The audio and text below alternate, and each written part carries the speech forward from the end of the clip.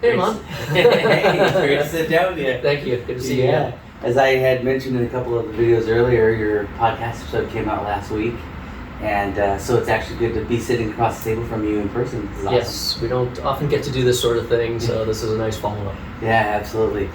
Well, I have had the opportunity the last hour and a half or so to meet some of the members of your team, kind of see how everyone's interacting, and it's awesome.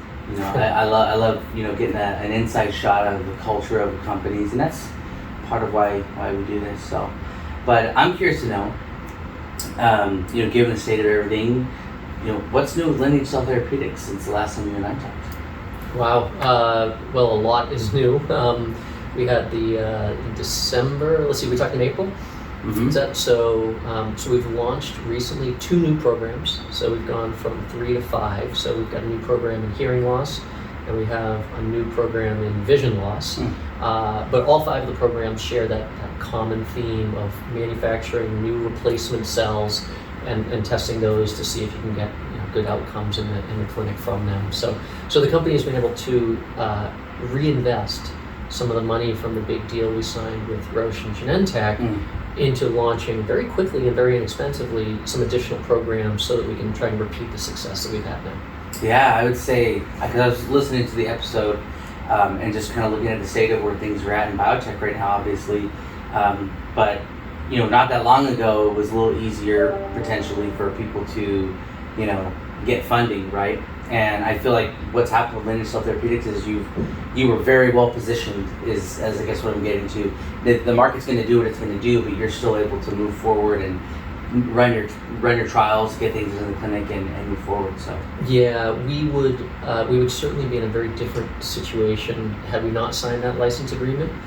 It wouldn't be desperate, but it would certainly be a lot more challenging. So Our timing was really good. It puts us in a place where we've got good financial health, multiple years of cash runway. That's going to allow us to make progress, good market or bad. Yeah, absolutely. So earlier today, I think we kind of joked just briefly about the stock being up today, right? I mean, it's been a wild ride for a lot of people. What do you think that little bump today is showing? What do you think the market's saying by that? Well, I notice the stock every single day. How can I not? It's a scorecard. Yeah. But I try not to get too happy or sad about any one day's performance. More broadly speaking, clearly we are in a really legendary bear market for biotech companies. So this is definitely a difficult time. Companies that do have cash available to continue their business, even grow a little bit as we have. We've hired some new people. You may have met them today. That does put us in a little bit less of a stressful situation than some of my peers down the road. But it will end. I mean, people are continuing to get sick. Medicine is not done. We are going to continue to see a recovery. The big challenge, I think, is trying to figure out when. So we're many months into this problem, but the difference between a 12-month setback in a sector and a 24-month setback in a sector is literally life and death. Life and death from patients that aren't getting medicine, and life and death for companies that may not be able to bridge through the down period. So it's a really tough time, but this is also an opportunity for the good companies to shine. So it's really important that we maintain that we're aware and don't be ignorant of what's happening out there in the markets. Yeah, for sure. I agree with that. Humans, people are going to be, we deal with our ailments, and if you look at where we were 100 years ago and how much we've progressed, it stands to reason that we're going to keep pushing for that, right? Keep pushing for that innovation. And, I was interviewing another individual yesterday, and one thing that person said was, it's not the first time we've been here. For me, it is. Everyone that follows me knows that I'm a professional recruiter, and I got started in recruiting 7 years ago, but it was about 4 years ago when I got into BioTech. So this is my first full bear market as a recruiter in the industry. So interesting to watch, and it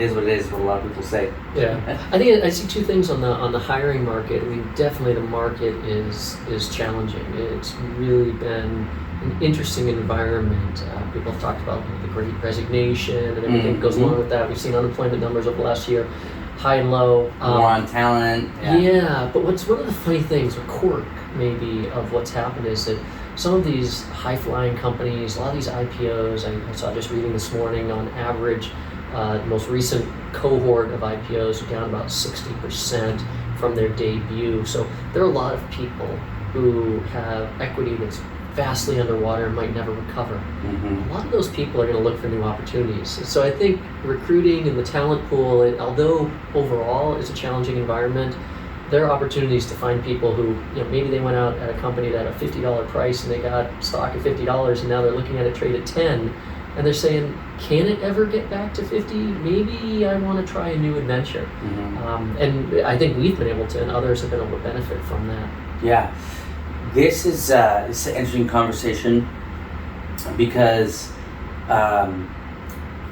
so what you're touching on here is people that, I know it's not always a good thing when if so-and-so down the street goes under completely, right, and maybe they lay off a large portion of the workforce, or maybe they close down, they sell off whatever they have, and they move on. But what's interesting is the market, it's going to do what it does organically. And it creates opportunity, right? And then you're going to have experienced individuals now that may be able to kind of come back into the market and maybe pick up the slack, so to speak, where we've seen the challenges in recruiting and hiring talent. One thing the other interesting thing of that is you got to really now think, individuals that are maybe potentially going to move, is how did I leave the last place I was at? Did I leave on good terms or bad terms? Did I leave on bad terms because I was like, the market's doing well, it's so up, I'm just going to move on, right? And then you realize maybe I left a bad impression, and that word spreads. Right? People can it's a conversation I try to have with younger individuals that are wanting to just jump ship after a year because they're not fulfilling their dreams or whatever. And it's like, look, just give a little bit of time.